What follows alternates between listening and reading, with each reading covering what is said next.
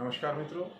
आज पार्ट जो है हमारा वो है औषधि का पार्ट। सबसे पहले चीज़ हम देखते हैं कि चूना चूना जो होता है, जो हम पान में लगा कर खाते हैं, वह चूना हमारे लिए कितना लाभकारी है, ये इस वीडियो के माध्यम से आप जानेंगे कि हड्डियों के लिए चूना सबसे ज़्यादा लाभकारी है। चूने में कैल्शियम होता है। कमर दुखना, कंधा दुखना, हर तरीके का दर्द, रक्त का रोग, हड्डियों का रोग, कफ का रोग, रक्त नहीं बनता है शरीर में, हड्डियों को जोड़ने का काम चूना करता है। कैल्शियम के बिना दूसरे पोषक तत्व काम नहीं करते। तो दूध, दही, मट्ठा, संतरा, आम, केला, जो भी आप खा रहे हैं, इन सब में कैल्शियम मिलता है, लेकिन चूने में सबसे ज़्यादा कैल्शियम मिलता है। तो कितना लेना चाहिए चूना? चूना एक गेहूं की मात्रा में आप दाल में मिला कर ले लीजिए, गेहूं की मात्रा में आप उसे गन्ने के रस में मिला कर ले लीजिए, या आप उसे पानी में मिला कर ले लीजिए। तो यह हड्डियों में रामबाण होगा आपके लिए। जैसा कि 40 से 45 वर्ष के बाद में कैल्शियम का पाचन कम होना शुरू होता है, तो अतिरिक्त चूना अवश्य पान के माध्यम से खाना चाहिए। अब कत्था लगा हुआ पान जहर होगा, और पान के अंदर गहरे रंग का जो पान होता है, उस पान को आप लगाकर उसमें आप चूना मिलाकर अगर खाते हैं, तो यह पान पित्त और कफ नाशक होगा। चबाने से इसके लार बनेगी, और लार जब हमारे शरीर में जाएगी तो हमें सारे पोषक तत्व मिलेंगे। तो हड्डियों के लिए यह चूना सबसे ज़्यादा लाभकारी होता है। आइए अब बात करते हैं स्त्रियों की समस्याओं की, कि स्त्रियों को मासिक धर्म में चूना सबसे अधिक लाभकारी होता है।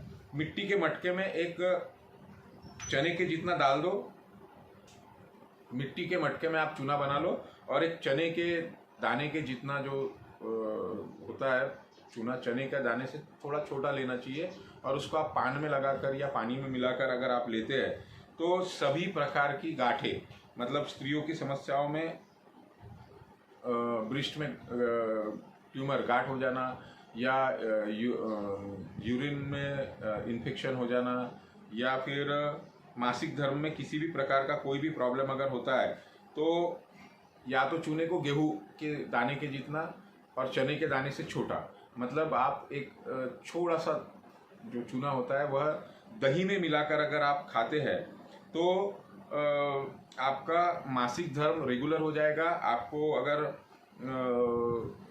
यूट्रस में, स्तन में अनवांटेड ग्रोथ, गठान हो गई है, मासिक धर्म पूरी तरीके से बिगड़ गया है, 2-3 महीने से मासिक धर्म नहीं आया है, तो और 15 दिन में या 10 दिन में मेंसेस आ रहे हैं, तो शरीर में कमजोरी, आलस्य, ये सारी चीज़ें हैं, तो सभी प्रकार के उपयोग में यह चूना आपके लिए दही में मिलाकर अगर आप एक एक गेहूं के जितना अगर लेते हैं, और समय जो है यह 3 से 6 मास आपने लेना चाहिए, तो यह आपके लिए बहुत लाभकारी होगा। उसी तरीके से इम्पोर्टेंसी, बांझपन की सबसे बढ़िया दवाई अगर है, बार बार गर्भपात हो रहा है आपका, तो चूना खाने से यह प्रसव अच्छा होगा, बच्चा स्वस्थ होगा।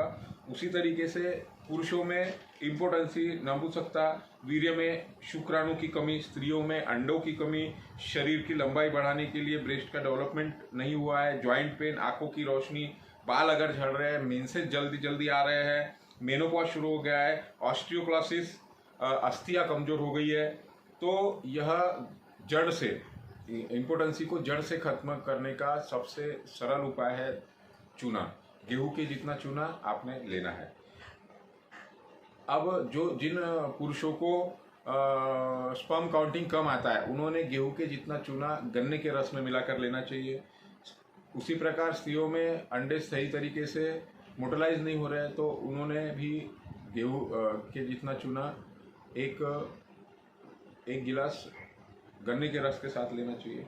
लंबाई, आपका हाइट नहीं बढ़ रहा है, दिमाग कमज़ोर हो रहा है, त्वचा जो स्किन है हमारी वो ड्राई हो रही है, गठिया रोग, वात के सभी रोग, स्पॉन्डिलोलाइसिस, हाथ पैर में सुन्नता आ रही है, तो चूना खाने से, छाछ के अंदर चूना खाइए, दही के अंदर चूना खाइए, या फिर पानी में मिलाकर खाइए, गुलकंद के अंदर पान में मिलाकर खाइए, तो यह आपके लिए लाभकारी होगा। अब जॉइंटिस जो होता है, ABCDE टाइप का जॉइंटिस होता है, गन्ने के रस में मिलाकर, अंगूर के रस में मिलाकर, अनार के रस में दाने में मिलाकर आप 15 दिन तक अगर एक गेहूं के जितना चूना लेते हैं तो जॉइंटिस आपको कभी नहीं होगा। उसी प्रकार यह जो चूना होता है, यह चूना anti fungal, antibiotic, antipyretic, anti inflammatory, जिसे पथरी है वह चूना कभी न खाए। तो चूना के लिए एक विशेष जो नियम है, जिनको स्टोन बनने का हैबिट होता है, उन लोगों ने चूना नहीं खाना चाहिए। तो ये था चूने का उपयोग। नेक्स्ट वीडियो में हम और दूसरे किसी चीज़ को लेकर नेक्स्ट वीडियो हमारा रहेगा। आशा करता हूँ यह वीडियो आपको पसंद आएगा। धन्यवाद।